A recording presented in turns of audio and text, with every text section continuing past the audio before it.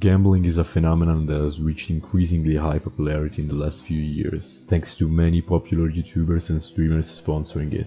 But just like an iceberg, what you see on the surface is just a small part of the story. Today, we're diving deep into the gambling iceberg, uncovering the hidden, the obscure, and the downright shocking aspects of this global phenomenon, from the well-known casino games to the obscure parts of the gambling world. Let's explore what's really beneath the surface. Now, I'm sure that most of you guys are familiar with the Iceberg Explain type video, so I'm just gonna say that I'm gonna try and explain everything down to the minimal detail. With that being said, grab a snack and enjoy.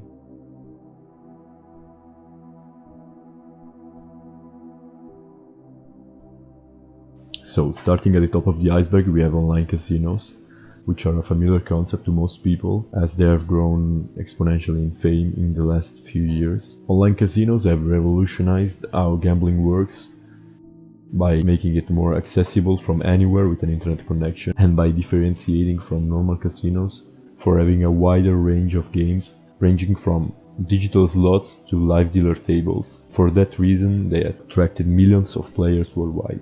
However, what many don't realize is how these platforms use advanced algorithms and psychological tactics to keep players engaged and spending. For example, they give welcome bonuses and loyalty programs. These tactics have the goal to make the player as addicted as possible. One of the most popular one, if not the most popular one, is stake.com, which I'm gonna talk about later in the most deeper layers. Now, so next up we have casino memes.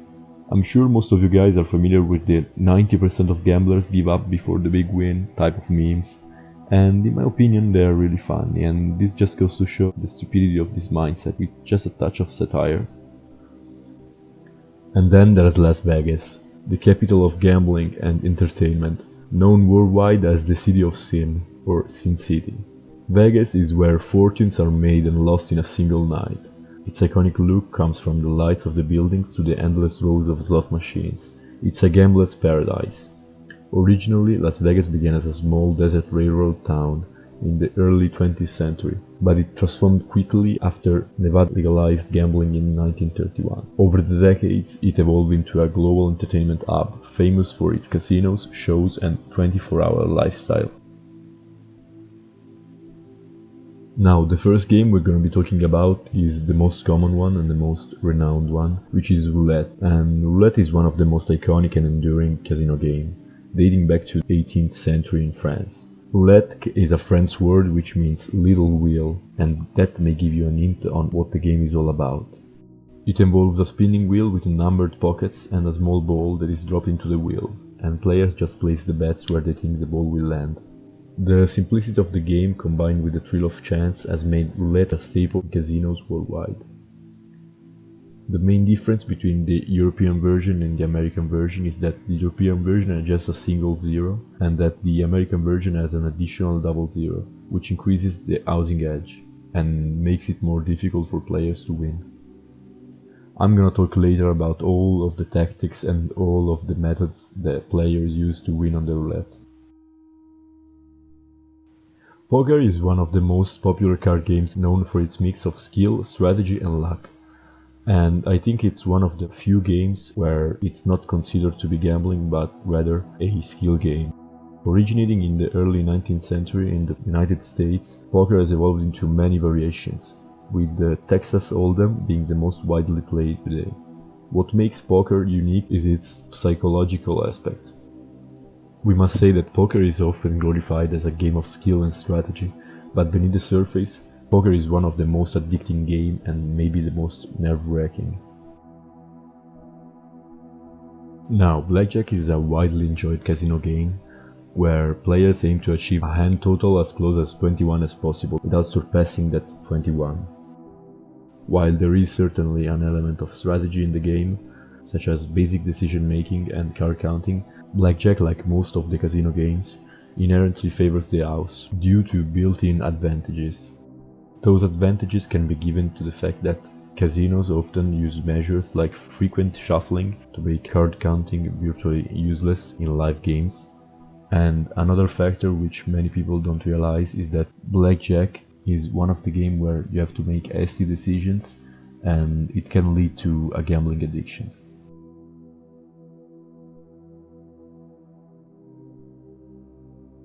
Another casino game that became quickly popular is Plinko, and is entirely based on luck. Basically, in Plinko, players will drop a ball down a vertical board filled with pegs, and the ball will bounce randomly off the pegs and eventually will land on a multiplier. As I said, Plinko's outcome is entirely based on luck, and maybe that's the charm of it for most people.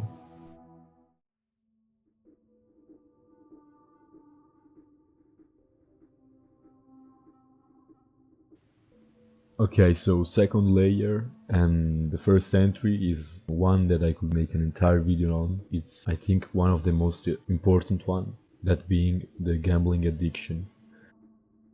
Gambling addiction, we're talking about a serious psychological disorder where individuals are unable to resist the urge to gamble, despite how harmful consequences could be. And it often begins with occasional betting, but can escalate into a compulsive behavior that disrupts personal, financial, and professional aspects of life. This type of addiction is fueled by the brain reward system, which releases dopamine during wins and is reinforcing the behavior and leading to a cycle of chasing losses. Gambling addiction has always existed, but in the recent year it has become more prevalent due to the rise of online gambling and sports betting, which provides easy access to betting opportunities 24/7.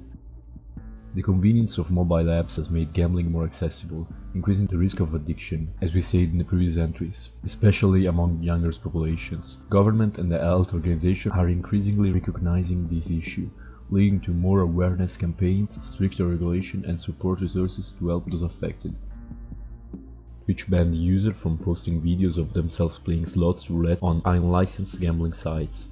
And that's why many streamers went live on Kick and changed their streaming platform. If you have an addiction or you're developing one to gambling, you should absolutely seek help.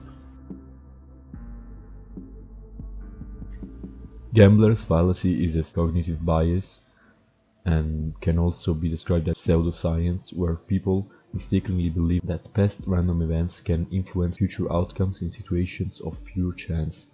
For example, if a coin lands on heads multiple times in a row, a person might wrongly believe that tails is due to happen next, despite each flip being independent and having an equal probability. This fallacy is common in gambling, where people might assume that after a losing streak a win is inevitable, or that after a series of wins a loss is likely. This is flawed, and this reasoning can lead to poor decision making as it ignores the true randomness of each event. In the context of gambling, the gambler's fallacy can be particularly dangerous, as it can encourage players to continue betting, wrongly believing that their luck will change, leading to increased risk and potential losses. Many of you guys don't know, but there's actually an RTP, which stands for Return to Player, which is a percentage that indicates how much of the total money wagered on a casino game is expected to be paid back to the players over time. For example, an RTP of 95% means that on average $95 are returned for every $100 wagered, while the casino keeps the remaining 5%. And while this is true, over the span of many games, this actually explains why you lose money. Okay, so this is pretty straightforward. Casino's edge is why you always lose and why you never see casinos go bankrupt. The house edge is a mathematical advantage that the casino has over players in any given game. It's the percentage of each bet the casinos expect to keep over the long run. For example, if a game has a house edge of 5%, the casino will, on average, retain $5 for every $100 wagered. This built-in advantage ensures that, over time, the casino will always have a profit. Okay, so in gambling there are many strategies, and even though I absolutely do not advise you to do so, a few key principles for minimizing losses are to set yourself your own budget, to understand how the game works, knowing the odds, knowing the RTP, and knowing, as I said previously, the house edge, using basic strategies like following strategy charts, managing your time to not play too much, and know when to walk away and cash out. I may be repeating myself, but I want this to be as clear as possible. These strategies won't guarantee a win, but will help you be more responsible. You absolutely will lose on the long run, so don't gamble, guys.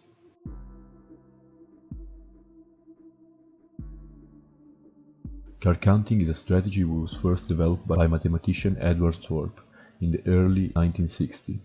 Card counting is a strategy used primarily in blackjack to track the ratio of high to low cards remaining in the deck. By keeping a running count of cards, players can estimate the likelihood of advantageous cards being dealt and adjust their bets accordingly. The idea is that when there are more high cards left in the deck, the player has a better chance of hitting a blackjack or winning against the dealer. While I will not go into complete detail on how to card count, I will tell you the basics. So card counting in blackjacks involves assigning values to cards. Okay, so there are low cards from 2 to 6 and you assign a value of +1. There are neutral cards which go from 7 to 9, to which you assign a 0. And there are high cards that go from 10s to aces, to which you assign a -1. Basically, after watching the table play a little, when you see a positive count, so a count that's the high positive number, the odds should be in your favor. While actually card counting is not illegal, it is frowned upon by casinos, which often results in casinos banning players suspected of using this strategy. But more recently, card counting has been made useless since online casinos use too many decks to keep track of.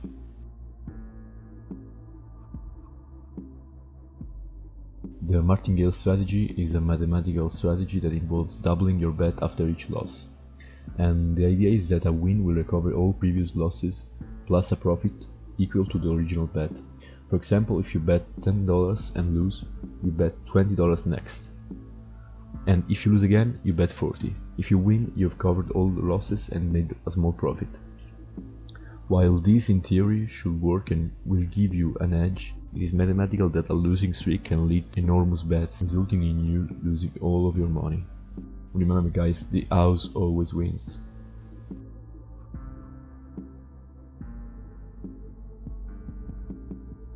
Okay, so roulette magnets are suspected by some players to be used by casinos to manipulate the game.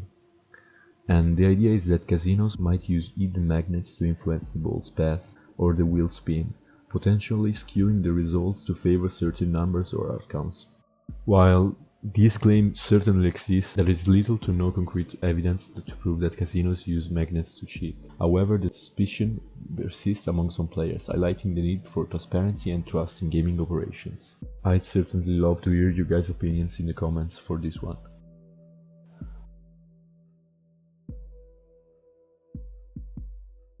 Okay, so this entry is pretty huge and I'm going to talk about this more in other entries. But yeah, so Stake.com is a prominent online gambling and cryptocurrency casino offering a wide range of games including slots, table games and live dealers options. It allows players to bet using cryptocurrencies like Bitcoin, Ethereum and Litecoin, appealing to the growing digital currency community. There have been multiple controversies regarding the Stake.com. First one is the regulation and licensing, since Stake.com has faced scrutiny regarding its licensing and regulation compliance. But I'm gonna talk about this later in the video.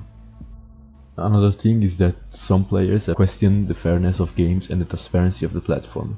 Issues like the use of foul algorithms are often raised, with demands for clearer disclosures about the game mechanics and odds. And maybe the biggest one of them all is the advertising and promotion part, since Stake.com has been involved in controversies over its marketing strategies, including partnerships with high-profile influencers and athletes, which some view as encouraging gambling among vulnerable audience. These influencers are mainly XQC, Neymar, and obviously Drake.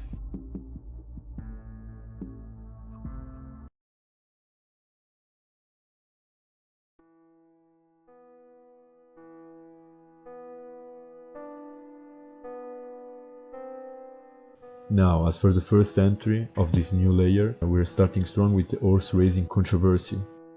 Now, horse racing has long been a popular sport, but it has also faced significant controversy due to the concerns over the animal welfare. Critics argue that the industry prioritizes profit over the well-being of the horses, leading to practices that can be harmful or even deadly for the animals involved. Now, one of the primary concerns about horse racing is the high rate of injuries and death among the horses. since the intense physical demands coupled with the use of whips and other practices can lead to severe injuries, which often results in the animals being put down. You guys may be familiar with the non-profit organization PETA, which stands for People for the Ethical Treatment of Animals, and it has been one of the most vocal critics of the horse racing industry. And yeah, PETA has condemned the sport for what it sees as the widespread abuse and exploitation of horses. PETA also filmed secretly and made the reports that often showed the harsh realities of the sport, including the use of electric shock devices and high rate of fatalities, and really the mistreatment of these beautiful animals. PETA has launched public campaigns urging people to boycott horse racing events and pressuring authorities to enforce stricter animal welfare standards. As a response, some tracks and racing bodies have introduced reforms aimed to improving horse welfare, such as banning drugs and enhancing veterinary care. However, critics argue that much more needs to be done to protect the animals involved in this sport. I'm sure that most of you guys are familiar with the Russian roulette game, but not many of you guys might know that the exact origins of the Russian roulette are actually unclear. It is often associated with the Russian soldiers and officers in the late 19th century. The game has been depicted in various films, books and media, often symbolizing desperation and extreme risk-taking. Russian roulette is basically a deadly game of chance that involves loading a single bullet into a revolver, spinning the cylinder and then pulling the trigger while pointing the gun at one's own head. The game is usually played with multiple participants, each taking turns, with the winner being the person who survives. Whales are high-stakes gamblers who bet enormous amounts of money in casinos, and these players are often the most sought after by casinos due to their potential to generate significant revenue. Whales are known for making large bets that can range from tens of thousands to millions of dollars in a single session. And I'm gonna explain why casinos love whales. So basically, whales can win, or in this case lose, vast sums of money, often contributing to a significant portion of the casino's profit. And they get a VIP treatment, and casino will offer luxurious perks such as private jets, personal chefs and exclusive access to events. The presence of whales also highlights the potential risk of gambling addiction, even among the wealthy. The intense focus on these high rollers can sometimes overshadow the broader issues of responsible gambling, and additionally the extreme losses that some whales face can lead to financial ruin despite their initial wealth.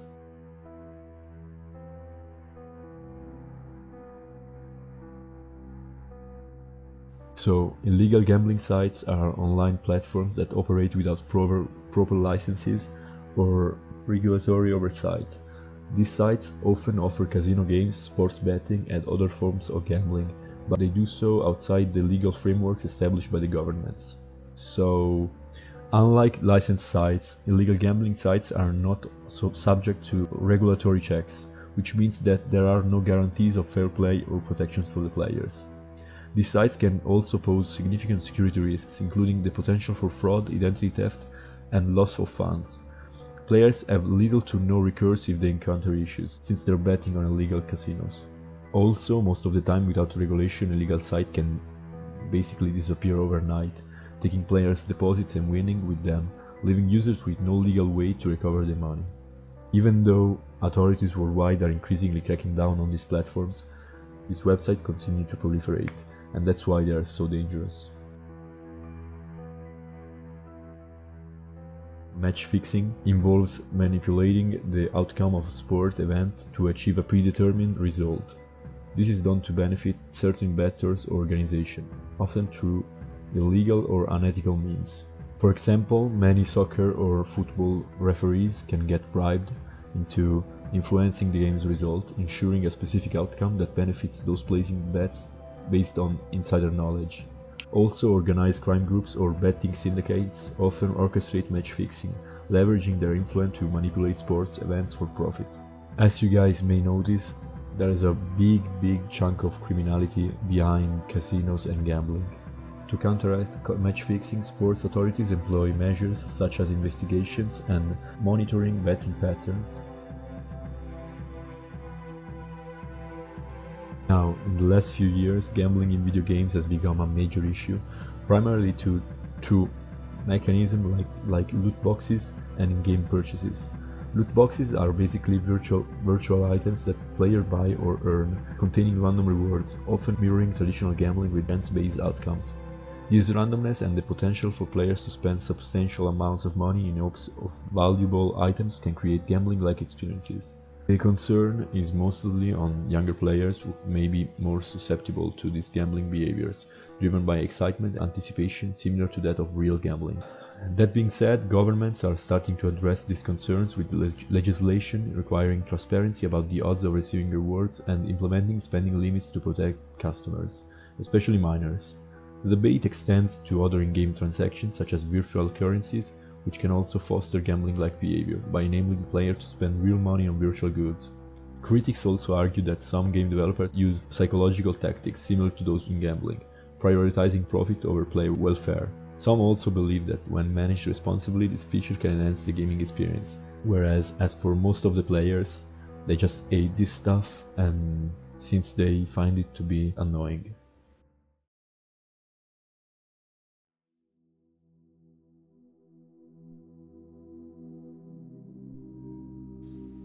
Okay, so I've been wanting to talk about this since the start of this video, and the time has come. So the Curaçao license is issued by the government of Curaçao, an island in the Caribbean, and it dates back to the early 1990s. It was created to regulate online gambling and has become a popular choice for many operators due to its really low standards for regulatory requirements. However, this permissiveness has led to significant issues. Some operators licensed in Curaçao, like Stake, which I talked about in this Iceberg, have faced scrutiny over their practices, including allegation of tax evasion and insufficient regulatory oversight. The Curaçao license has been criticized for allowing operators to sidestep stricter financial and operational regulations, raising concerns about player protection and fair play.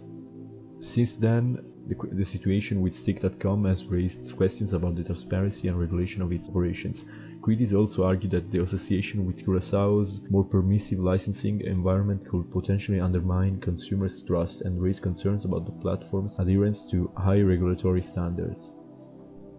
For example, in contrast, the AAMS, or now ADM, which is an European license which is issued by the Italian government, is known for its rigorous standards. The ADM license emphasizes strict regulations on fairness, transparency and players' protections.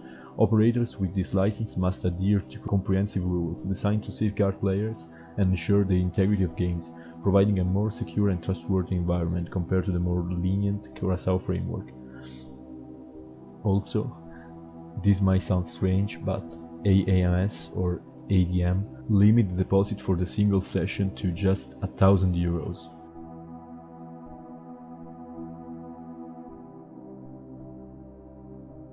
Now, I think most of you guys might not be familiar with this, but the Meat Blackjack team was a group of students from the Massachusetts Institute of Technology who gained fame in the 1980s and the 1990s for their sophisticated card counting strategies that allowed them to significantly outperform casinos, utilizing advanced mathematical techniques.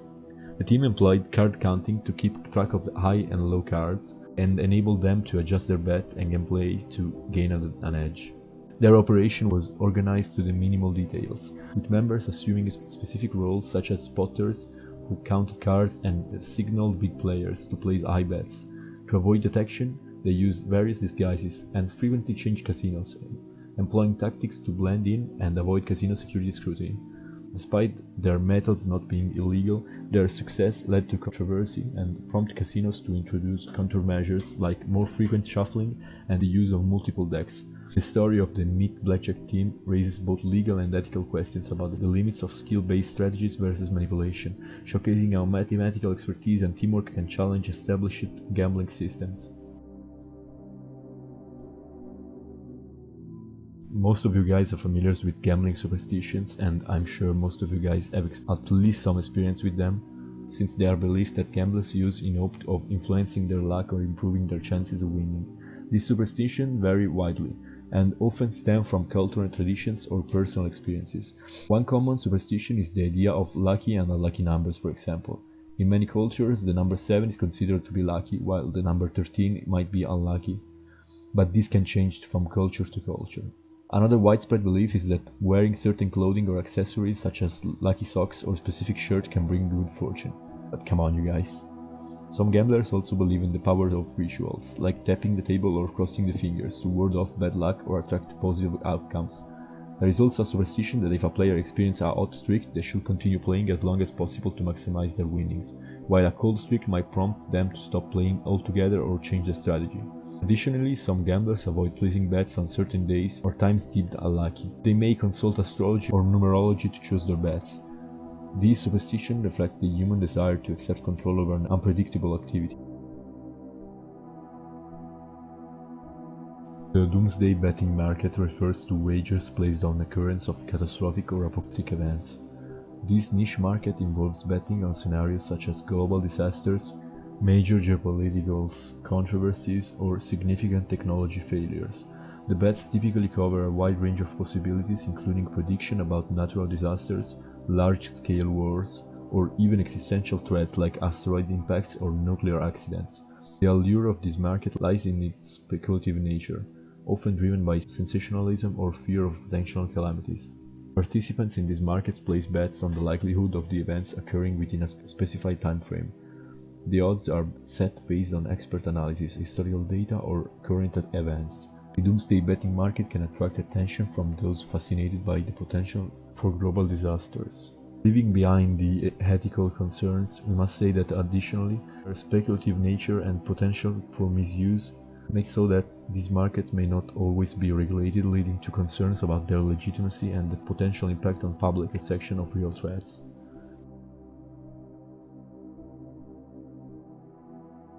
Money laundering is the process of disguising the origins of illegally obtained money to make it appear legitimate. As for the case of gambling, this involves using gambling establishments to conceal the origins of the illegally obtained funds. This can be achieved through several methods, exploiting the high volume and often anonymous nature of transactions in casinos, sports betting sites, and other gambling venues.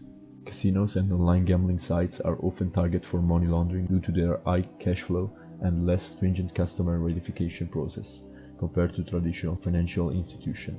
To combat this, many jurisdictions have implemented anti-money laundering, also said AML, regulations requiring gambling operators to perform due diligence, including verifying the identities of their customers, monitoring and reporting suspicious transactions, and adhering to record-keeping requirements. These measures aim to prevent the abuse of gambling systems for laundering purposes and to ensure the financial system remains secure and transparent. So cockfighting gambling involves betting on the outcome of fights between specially bred roosters, known as gamecocks, which are pitted against each other in controlled settings. This form of gambling is prevalent in various cultures and regions, particularly where cockfighting has an historical or cultural significance. In a typical cockfight, roosters are equipped with sharp blades or gaffs attached to their legs, and the fight continues until one bird is incapacitated or killed. The gambling aspect of the cockfighting centers around placing bets on which rooster will win the fight and which rooster will die. Now, cockfighting gambling is highly controversial and illegal in many jurisdictions due to cruelty involved. Now, not only does it promote animal suffering, but in addition, cockfighting often operates in the black market or unregulated environments, which can lead to associated illegal activities such as drug trafficking or organized crime. Cockfighting has been banned in the United States, in the United Kingdom, and Australia, while it is legal in the Philippines, for example. Phantom bets are fraudulent and/or fictitious bets created to manipulate betting records, inflate profits, or launder money. These non-existent bets appear in betting systems as real wagers, often used to falsify financial statements or to obscure illicit funds. They can involve fictitious entries that make it seem like there is betting activity where there is none. And they may also be used for money laundering by creating fake transactions to clean dirty money. Phantom bets can also manipulate odds or betting markets, affecting outcomes to benefit insiders. The implications include financial losses for operators, regulatory concerns, and the significant reputational damage.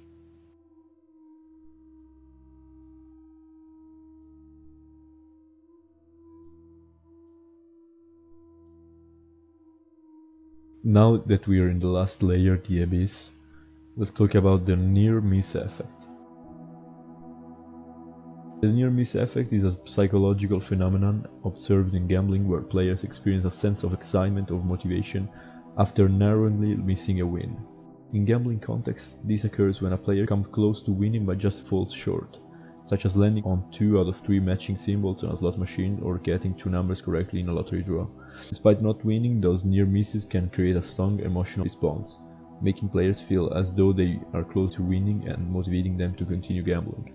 This effect is especially powerful because it can lead to increased engagement and spending. Near miss creates a perception of near success, which can reinforce the belief that win is imminent.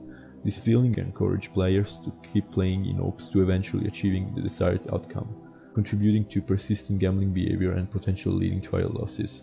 The near-miss effect is particularly evident in slot machines, as I said, where it creates a psychological illusion of nearly winning to keep players engaged. For instance, consider a slot machine where a player needs to match 3 symbols to win the jackpot. After spinning the reels, the machine might display 2 out of 3 symbols matching on the pay line, with the third symbol just missing. In such a scenario, the slot machine might also show a message indicating how much the player could have won, highlighting the near miss.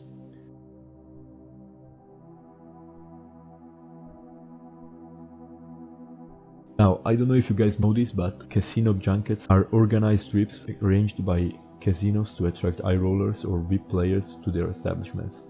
These junkets typically involve a casino sponsoring a group of wealthy or frequent gamblers, providing them with a range of incentives such as complimentary travel, luxury accommodations, and other perks to encourage them to gamble at their casino. Overall, casino junkets are used by casinos to attract and retain lucrative players, offering them a high-end experience while driving substantial revenue through their gambling activities. Now, I couldn't find much on the internet about this, but basically kopyok is a term often associated with illegal or unregulated gambling activities, particularly in Southeast Asia. It refers to underground or black market gambling operations that operate outside the view of official regulatory frameworks. These illegal gambling activities can involve a variety of games and betting systems, including sports betting, casino games, and other forms of gambling. The players who play kopyok face high risks, such as legal consequences, lack of consumer protections, and potential scams and fraud. Transactions in this operation are often conducted in cash, making it difficult to trace or recover funds. Also, kopyok contributes to the broader issue of illegal gambling, undermining the integrity of legal markets and often involving organized crime.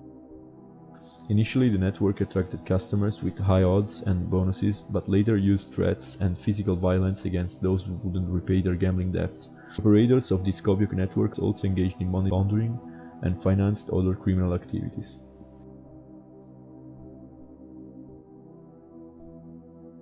Deadpool betting involves wagering on which public figures or celebrity might pass away within a specific time frame.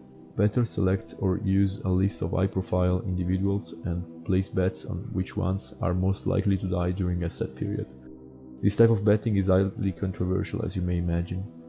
One notable event in Deadpool betting occurred in 2011 when the practice gained significant media attention due to an online betting pool involving high-profile celebrities. This particular Deadpool, organized by a popular website, included a list of well-known figures such as Elizabeth Taylor, who was in declining health, and the event garnered widespread criticism after Taylor's death later that year.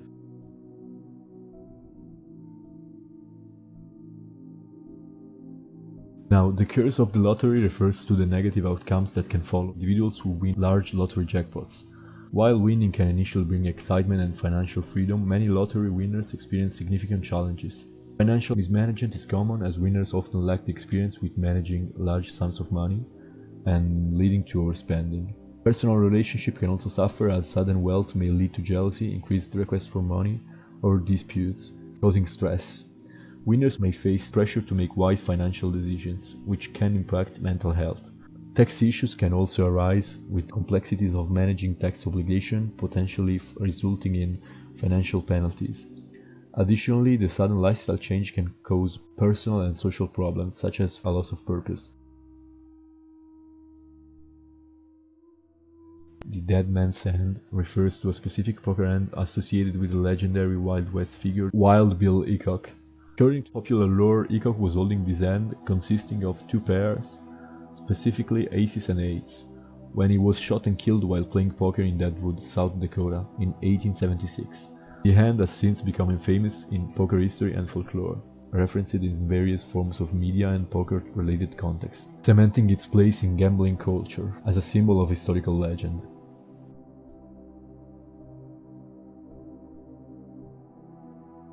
Now guys, so in this video we've explored various aspects of gambling.